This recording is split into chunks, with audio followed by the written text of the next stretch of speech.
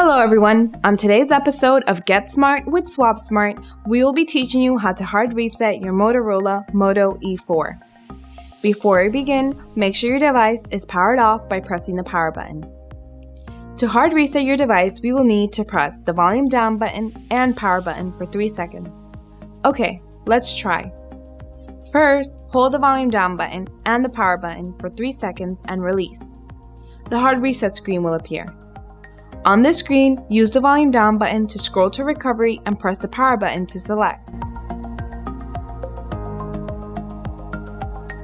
Once the Android appears, hold the power button and then press the volume up button to bring up the Android recovery menu. Use the volume down button to navigate to wipe data, factory reset, and press the power button to select.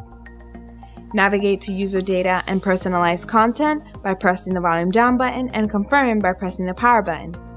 Wait for the factory reset to complete and you're done. If you found this video helpful, please subscribe to our channel, like the video, or leave a comment. We'd love to hear from you. Thank you for watching. Until next time.